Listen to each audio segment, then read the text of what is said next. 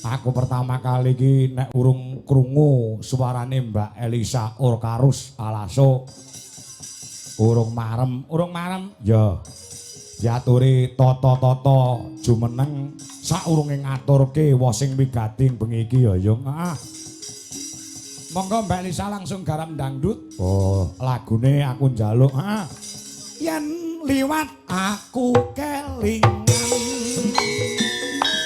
gubuk kae Esa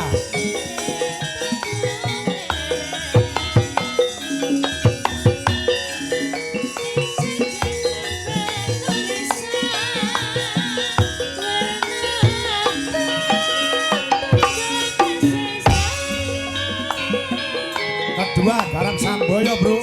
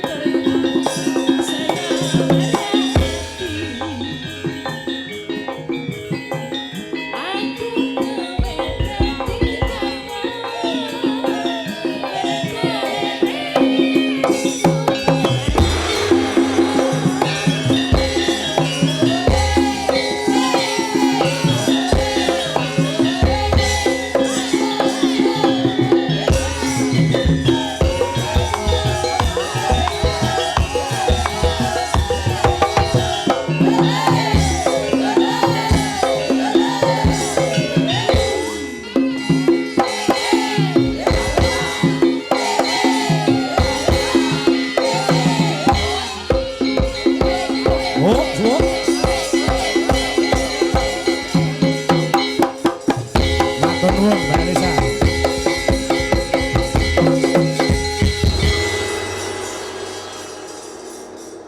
Joko Melarat kan ditembangi karo Mas Gareng, ya men dibantu karo kanca-kanca Waranggana, ya Mas Gareng jajak iki saka Purwodadi. Ya.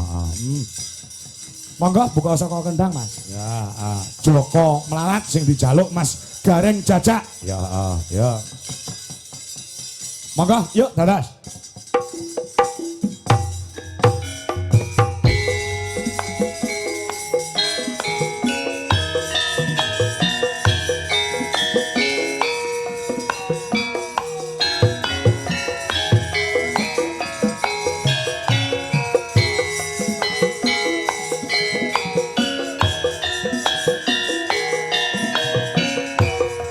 Yo, Waranggana, yo lagune.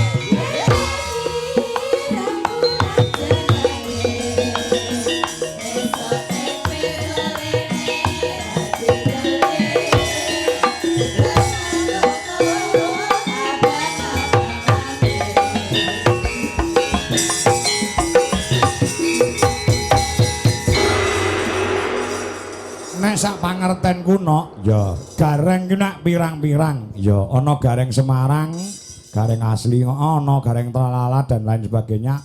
Ning sak pangertenku sing paling sering gari-gari iki sowan ning Ponorogo ya gareng jajak iki. Oh, ngono.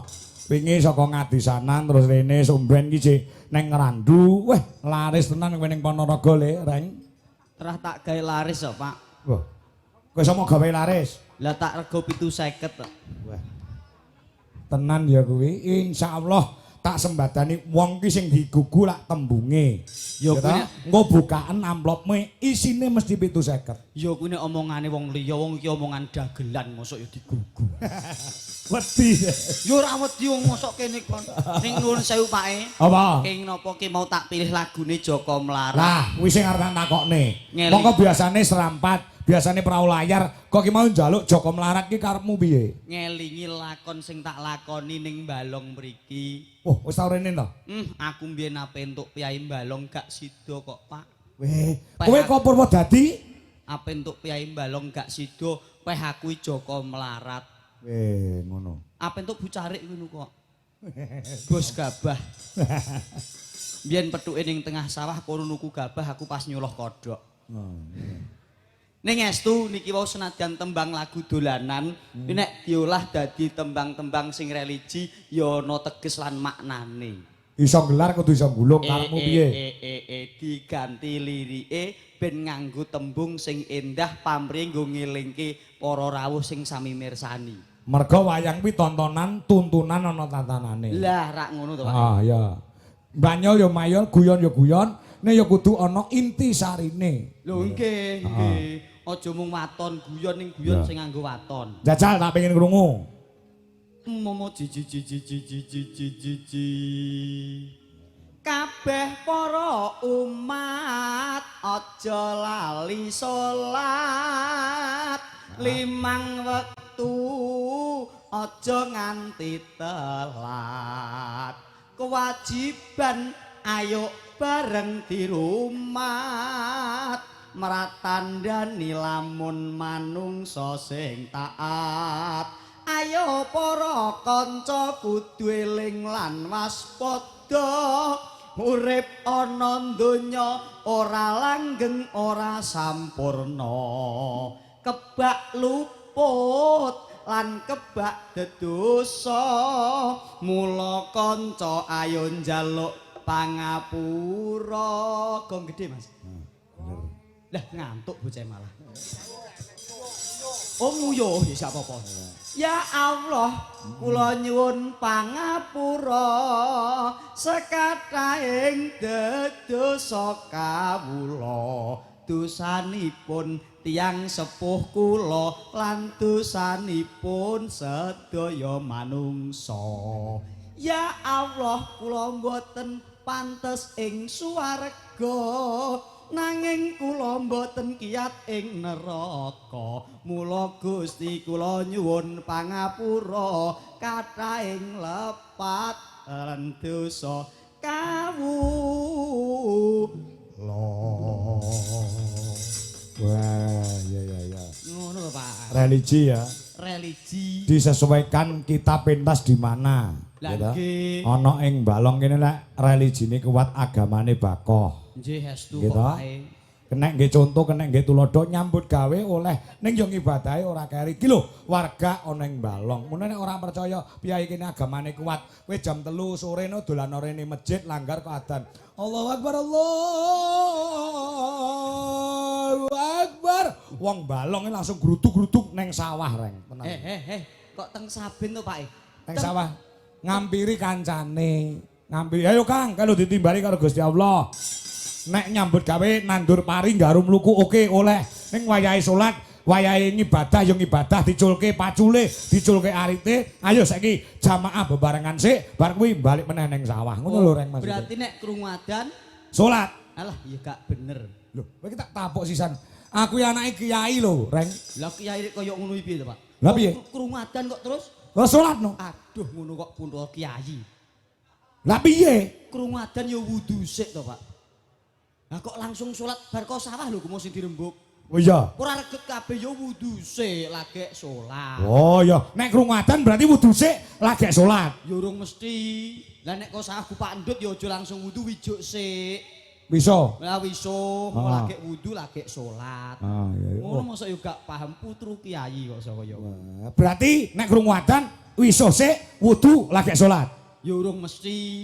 lho kok mesti neh lho Diniati sik nek niate ora pengen salat ora ketemu nalar niate sik nang jero ati wah ayo adan ayo salat wijik sik wudu lagi salat. Wow. Mosok gak paham. Oh, berarti nek krungu adzan niat sik terus wijik utawa wiso wudu terus salat.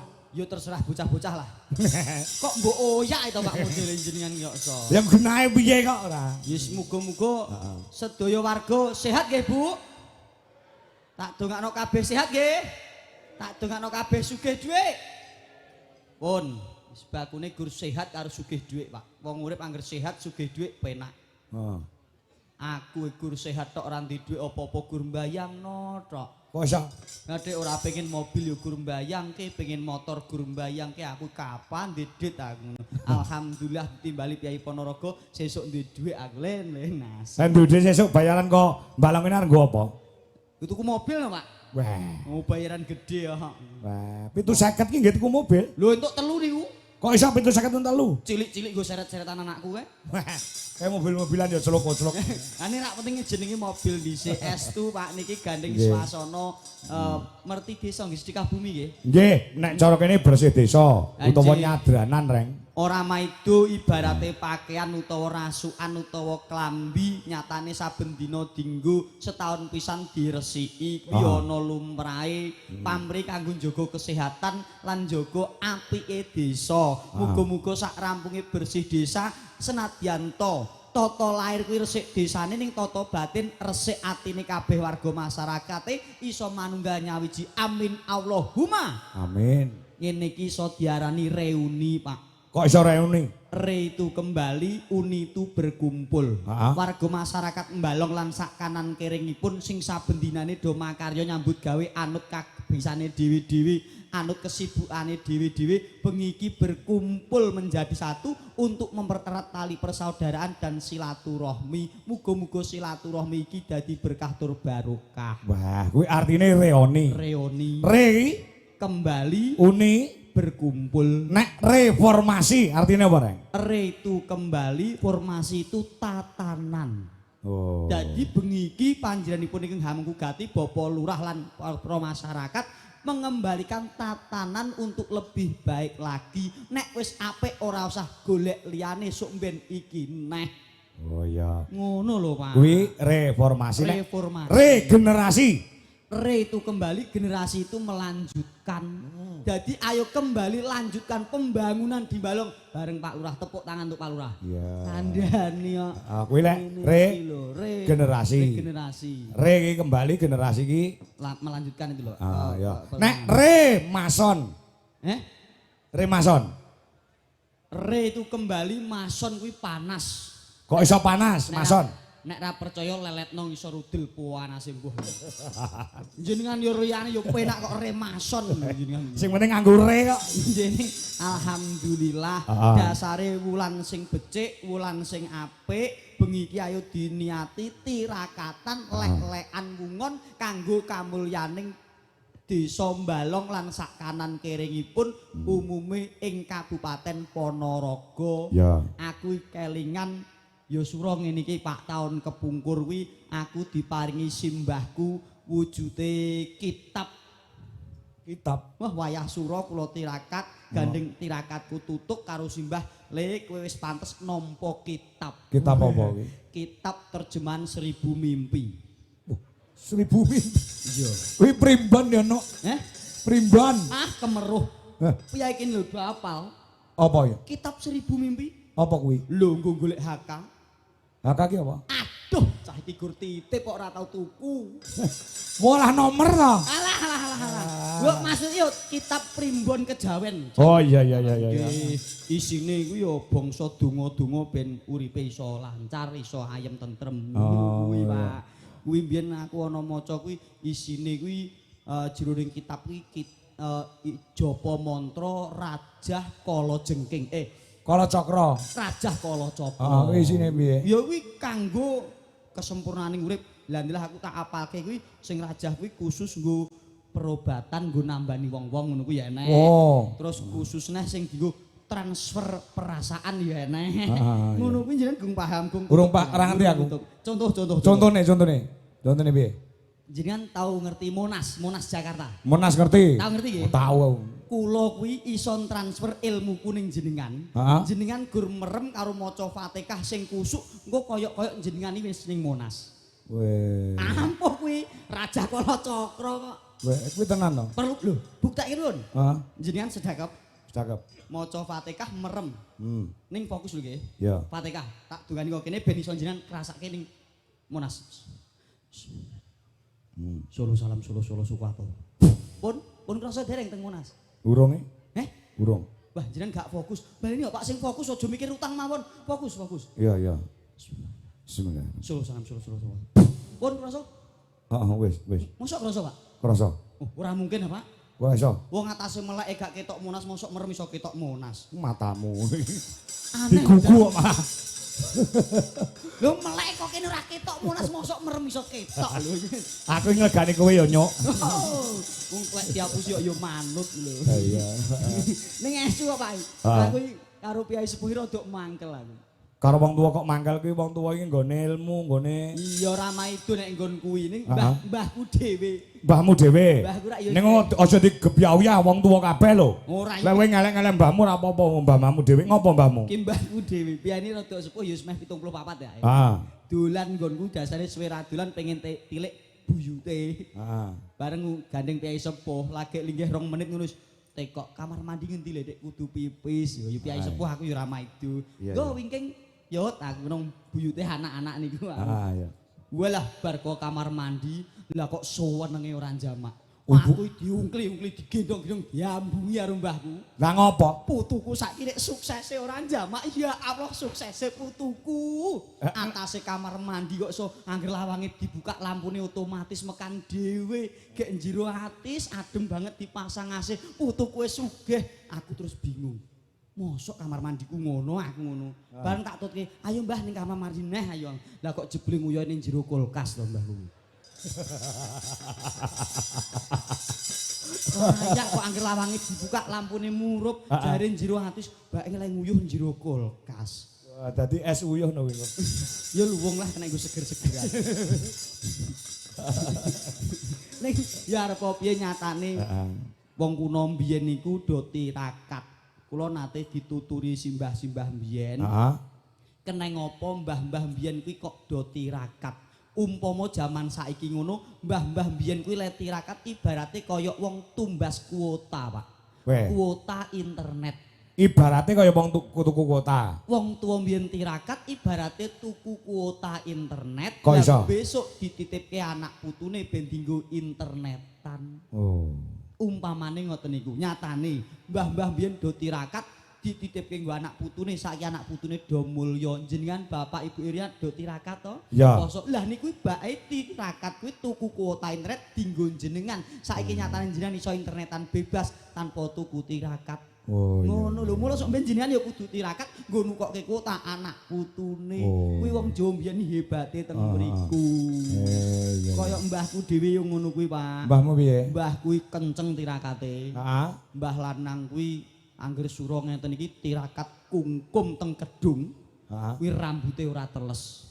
Wah. Sik to, kungkum kok rambut ora teles? Wah, kandhani mbah lanang iki jos, kungkum teng kedunge rambute ora teles. Kok iso? Gundul. Iki coba. Coba gundul. Lah iya lah jenengan tak takok mong. Wis tak rungokne tenanan. Nggih, alhamdulillah saged sambang silaturahmi. Donga Mas Gareng. Dalem Kangge para pini sepuh, adi sepuh, kanggo para karang taruna, karang taruni gitu. Nggih, nggih. Para tokoh-tokoh masyarakat, perangkating desa jelas, lembaga desa jelas, kepala desa juga jelas.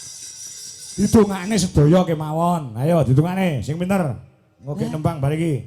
Lah ya tak dongake pun kok. Endi? Muga-muga sedaya sehat nggih Bu Pak. Amin. Muga-muga sedaya sugih dhuwit nggih Bu Pak. Nggih. Pun kuwi ya wis cukup Pak. Oh, Wong iya. urip penting sehat sugih dhuwit rampung to Pak. Goblok ora apa-apa penting sugih dhuwit ya. Lah goblok ora nomor 21 penting sugih dhuwit. Pinter ora ndek dhuwit ya gur nyambut gawe. Yo saiki Mbak Elisa Orkarus Alaso. Oke. Diaturi jumeneng ya. Nggih, sendika. Ayo. Ayo Mbak Elisa, mari berdiri. Yuk, kaya ngomong menghibur masyarakat Balong Ponorogo. Yuk.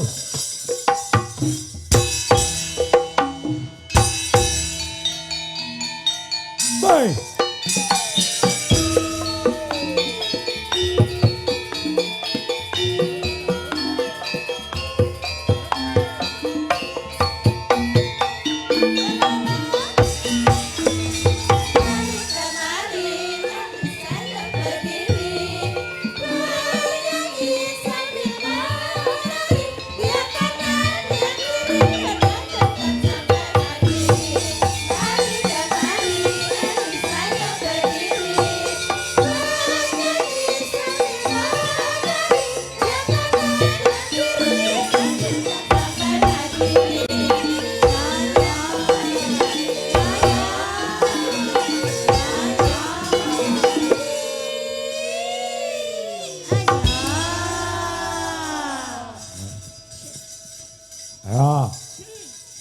Malam hari ini juga dihadiri Mas Gareng karo Mbak Elisa, Bapak Kepala Dinas Pemberdayaan Masyarakat dan Desa Kabupaten Ponorogo Girawo, terus suwun. Alhamdulillah matur sembah nuwun. Ah. Iki wong nggih diwakili Apa? Wakatib Hilda. Wakati bildai apa? Ih, Goren to? Yorin Wakat Wakatib Hilda. apa kuwi artinya? Wakil Keamanan dan Ketertiban Penitipan Mobil dan Sepeda. Goren ini kan sore kok. Bagaimana Mbak Elisa kabarnya? Luar biasa. Saestu kula remen sanget. Hah? Nggih, sugeng dalu sedaya mawon. Good night everybody. Nganggo bahasa Inggris barang. Aku soalnya mau kecelik. Kecelik, eh? Kecelik. Kecilik. Kecelik. Kecilik. Ah, maksudnya kecilik. Kecilik ngopo, Mbak Eli? Because aku tadi dari Together Market, you know. Together Market. Together iki. Nah, ngerti toh kowe? Aduh mumet jasku. Itu Together Market itu deket aja di sini, kono kuwi. Oh, Market itu pasar, Pasar. Together itu ngumpul. Ngumpul. Pasar ngumpul. sak bahagiamu. Seko kono aku tak goleki neng di wong-wong tiang-tiang menika wonten pundi kula pados kok mboten wonten tiang jebulane tumplek-blek ono kene Mas Sekar. Tumplek blek. Yo. Tumplek blek. Yes. Jadi aku mau neng kono mencari sebuah makanan khas ya. Makanan khas. Rice jegok rice jegok gegok pokoknya itu sego sing koyo botok gitu ada sama the rice and vegetable with peanut sauce ya. Duh, Paham mumet nggak? dasku. Biasanya sing keriting nggon rambut lho Pak. Aku krungu omongan kene kok kupingku melu keriting to Mas aku. Sego itu vegetable and peanut sauce. Vegetable ki anu sayur-sayuran. Yes, And peanut sauce. peanut sauce ki opo neh? Oh saus kacang. Yes. Peanut iki kacang yo, peanut sauce. Sego apa saus nama pecel. Gusti Allah, gur muni pecel iki. Oh, muni sego pecel malah genah kan mau. Gurak muni sego pecel kok vegetable peanut sauce. Iya, sekarang piye aku kan juga mencerna ngeling-ngeling gitu Oh, loh. berarti pinter bahasa Inggris. Mencerna yo lumayan. Lah, Aku kan S3 dolan. kok masane basa Inggris dipangan. Dolan. Makanya neng kene kan mencari opo sing otentik sik kok Lagu kono. Inggris, lagu Inggris, lagu Inggris. Lagu Inggris yo iso. Contoh. Ya misalnya L is all the way you look to me. Kuwi wong kene mbok duwe lagu ngono gak mudeng. Oh kemudian. Enek lagu Inggris sing wong kene mudeng kabeh. Apa? Enek contoh ya iki. Contoh. Gua ora mesti mudeng. Yeah. Happy birthday to you. Loh, do you berarti do mudeng. Inggris kuwi yo an. Ceto Inggris. Timbang vegetable and peanut sauce. Ya Gerak muni kuwi. pecel lho kok Lah ya kuwi repot. sing marake aku apa golek pedogong-pedogong kuwi mau kan. I want vegetable and peanut sauce and rice please. Yes. Bar kuwi walah pecel to jebulane jenenge sego pecel. Sego pecel. Oh, lagi ketemu. Nek kene kan kudu banget sego pecel, sate, Sate Ponorogo ki kondang tekan ngendi-ngendi lho. rogo, Nggih. dawet, Es dawet. dawet jabung, Eh? dawet jabung, dawet jabung. Jabung. Oh iya. Kuwi. Krungu kok cawet jagung. Do de. Ben. Pancen ilate dudu ilate wong Jawa, Reng. Ilate wong Sulawesi ya di maklumi nek omongan karo Elisa ki ya kudu dicerna luwih dhisik. Yo alun-alun lah. Alun-alun. Lah mau rene apa ora nganggo Google Map apa, Sa? Pakai. Kok bingung tekan pasar? Ya Bareng kan aku mencari makanan, goleki people ini loh. Orang-orang kok ra ono jebulane kabeh tumplek-blek wonten balong. Dadi Mbak Elisa mau saka Yogya ngemep. Ngemep. Terus ning Ayo kita warung mampir goleki ning wong-wong Peken. jebule sepi gak enek wong. Neng peken. peken. Oh, peken. Pasar ki peken. Heeh. Peken. Peken. Oh ning peken ora enek wong. Wonten. Jebule dong lupuk ning Sedoyo melumpuk wonten melumpuk ning mriki. balong. Iki aku gumun sekali. Margane kok iso kabeh do membudoyo ngono kaya ngene. Nun sewu Pak Dalang. Kula tak pamit mantuk pripun? Ngopo? Aku sesuk jek nyambut gawe. Lah ngopo ta? Timbang stres ning kene mikir omongane bocah iki. Ya ora apa-apa belan-belan. Ya ora maido dasaripun dudu piyai asli keturunan Jawa, Iya. ning melu ngleluri, melu belajar basa Jawa, mula perlu diapresiasi ning ya kudu karo dituntun alon-alon. Oh iya. Alon-alon. Lah dasar iki kan Supaya- boten asli piyai Jawa to, Pak. iya. Ini kan piyai tebih saka manca luar pulau ya nak ya. Monco pulau. Aslinya Kauman ya. Kauman? Kauman itu deket sini. Iya. Udah. Oh, lah ngendi? Seko toli-toli. Wis perso. Saka ngendi? Toli-toli. Pak Lurah pun nate ngertos. Ngertos. Ngendi mau? Toli-toli. Pak Lurah pun nate ngertos. Oh dereng, Ibu. Oh Ibu pun nate mriko, Ibu. Kok ibu pun nate mriki?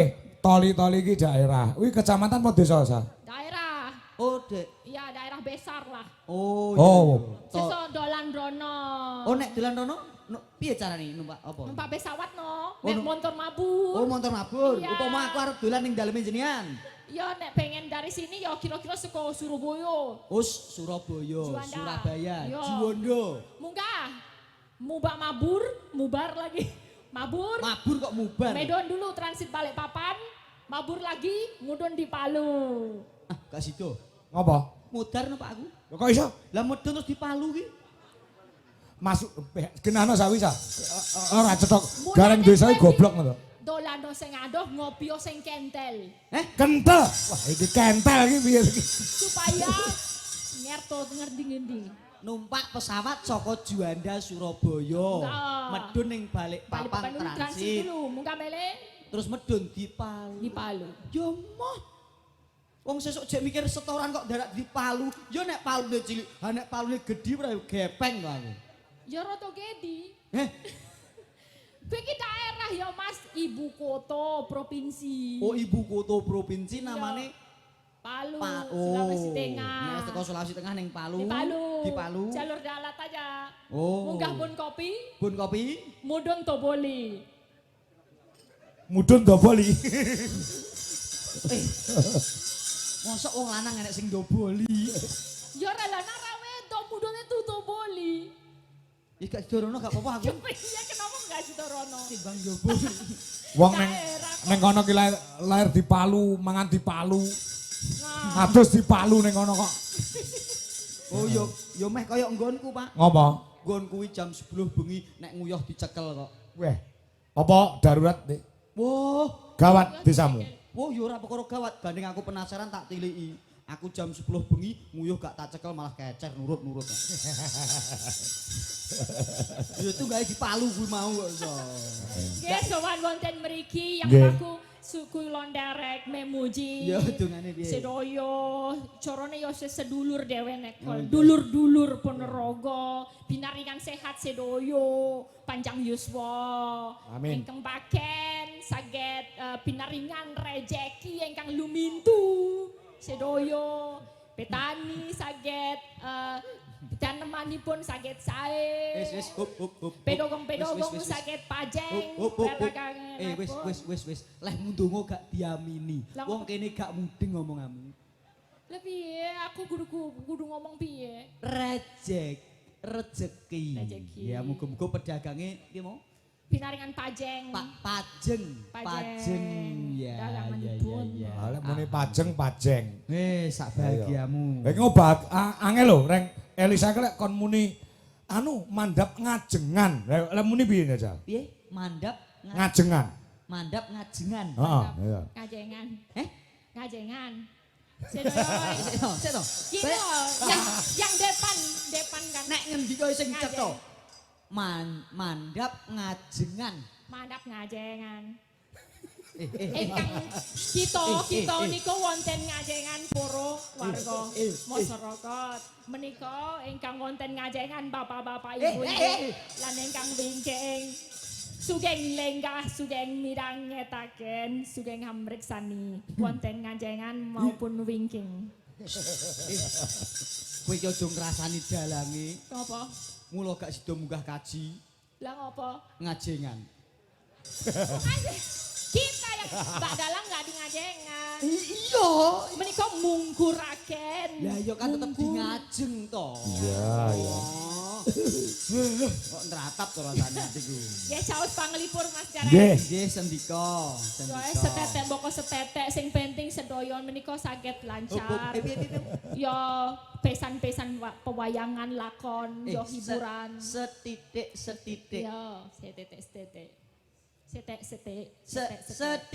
Setitik mboko setitik. Lah setitik mboko setitik. Wis nyamari cah iki nyamari tenan. Iki nek gak dikencengi wah Kowe iki kok ngajari aku basa Jawa, kowe mundeng basa Jawa. Lho basa Jawa pakan aku bendina to Dik. Lho kok Enggak, nyepel ya. kelek aku to. Aku seprono seprene belajar basa Jawa aku wis pinter. Nek kowe encen iso basa Jawa jawaben pertanyaanku. Pertanyaanmu bakal tak jawab. Kalau satu basa Jawanya apa? Setunggal, Setunggal bener. Dua, kalih, tiga, telu, tiga anu apa? Tiga. go. Tujuh. Tujuh pitu. Oke. 12. Kalih welas. Oke. Sekarang 4 yang cacahnya ada 7. 4, 4, 4, 4, 4, 4, 4. Basa Jawanya apa? Sekawan. Jare pinter basa Jawa. 4, 4, 4, 4, 4, 4. Basa Jawanya apa? Lah ya sekawan. Salah. 4 juta, 444.444. Kalah karo wong Sulawesi lho. Ayo, muni wong Jawa asli kowe jajal. Aku yo nyoba mikir yo angel kok. Aku yo nyoba mikir. Angel. Mikir kok. Papat nek ping 7 mu piye? 4 juta 444.444. Kuwi nyontek aku kowe. Oh iya, pinter cah iki. Kandhane aku. Oh, basa Jawane acak lancar cah iki. Takoni ya Ono tak jare apa. Jawane pinter. Lanjutkan. Ya. Menawi wonten pamundutan, Pak. Napa? Jange Enten sing Pak nyuwun teng Yuniko. jenengan mboten? Wonten menika dari Pak Trimo menika hadir nganjuk minta podang kuning biasanipun dari Pak Prastoso Wonogiri menika wonten pamundutan Caping Gunung. Terus wau nggih wonten sesi deman. Saking Bingking wau panitia. Nggih. Nun sewu, Pak Lurah ngersake napa Pak Lurah? Nah. Pripun? Bojo loro. Heeh. Pak Lurah tuh udah ada lagunya sendiri, Apa udah lagu? diciptakan zaman Narto Sabdo. Apa kuwi? Sumadi kalaneng tanggal 17. Mosok Pak Lurah ngersake lagu 17 Agustus. Ora Sumadi, kae Dumadi. Oh ya. Wah, wis. Sembrono iki. Lambemu sasa. Suami. Kiwas aku ngrungokne tenan. Berarti Pak Lurah kene iki kenal karo Pak Narto Sabdo. Lagune sing gawe Pak Narto Sabdo. Sumadi kalaning tanggal Widumadi. Oke. Bocah iki sembrono tenan suwe-suwe. Oh alah, Ora kena sembranan. Sumadi pangapunten dia, bercondo ke mawon nggih. bercanda. Bercanda kok bercondo. Nggih. Pripun Pak Kangko? Nggih. Niki nggih wonten sing nyuwun anu niki wau, nyuwun lelagon kanca tani. Konco tani. Amargi masyarakat mriki kebanyakan nggih wonten pertanian. Luar biasa. Kula didongakne tandurane ngrembaka, Amin. hasile iso murakapi adoh saka hama tikus, hama wereng lan liya liyane. Amin. Men tandurane iso kanggo srana kehidupane sejahtera para warga masyarakat wonten ing Balong. Nggih. Pamit dipun bawani pripun Mbak Elisa? Siap. Kanca tani nggih. Siap. Kangge kanca tani mengke dipun garap campur sari menika nggih wonten campur sarinipun. Oke. Nong coba. Ya. Mengko nggih ngaturi para-para Pak Lurah dan rekan-rekan diaturi tindak panggung Oke, kelaketan sak Oke, kebiaran. siap. Saged tindak panggungan Ya. santai. Kanca tani diutamakan. Nggih, monggo. Ayo, Sa. Bawa mboten. Nggih no. Oh iya. Ken ketok suaramu, cah Sulawesi ning iso dawa. Ya. Iso nembang.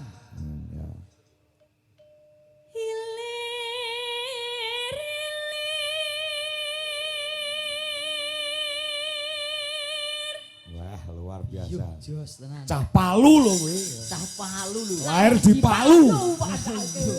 Lah di Palu ya apik ngene ndak ndek ben gak di Palu ya apa ya Pak ya. Lah iya. Oh ya ngerti aku. Layak kok kono enek sing rodok beda bae mbiyen kuwi di Palu kok. Iya. Apa sing dipalu? Nggon sikil. Sing beda apa? Nggon sikil. Tak genahke. Sikil lho drijine dawa ndek. Iya, tujune. Iya.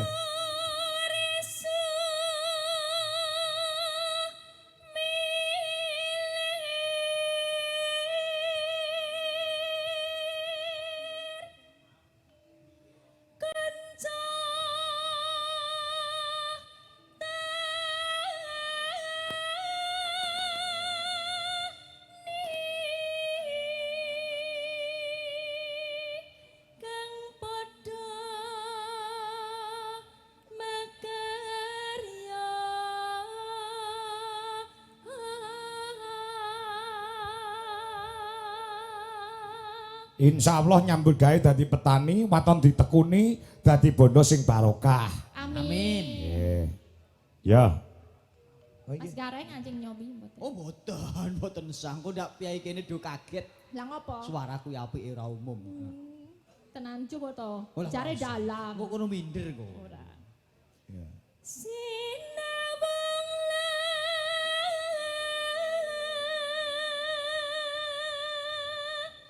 jering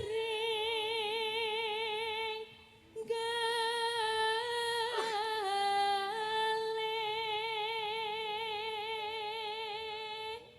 Nonanung parini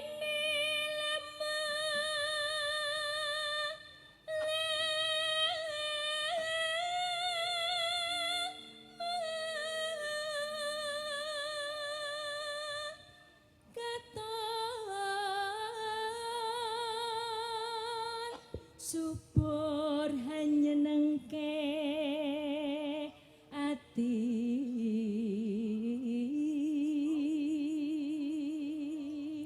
Nonanung kalis ing sambe kula iku banyu wonku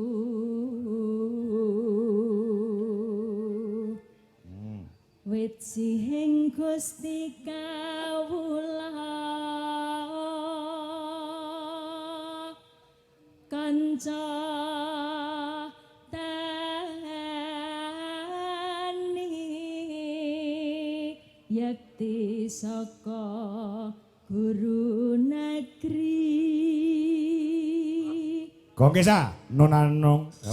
uga benteng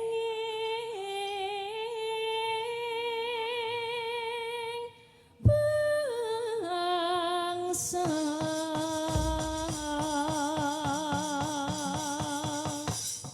Yo. Luar biasa. Nah, kanca tani digarap campur sari, Mas. Ya, buka saka keyboard. Ya. Kendange rodok ngaplak. Ya, Nah, coba. Ayo Mbak Elisa diaturke kanca tani sedaya ing wonten ing Balong Ponorogo, yuk. Ayo, Mas.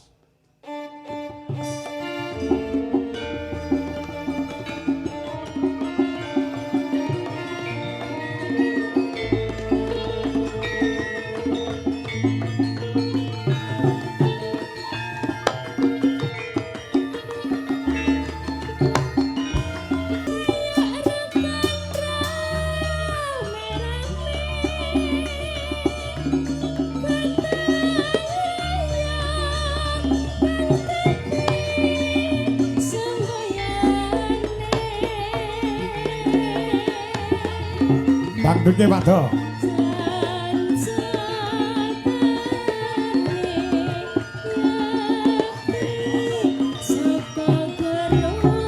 Keyboardnya rodok banter, Mas. Ya.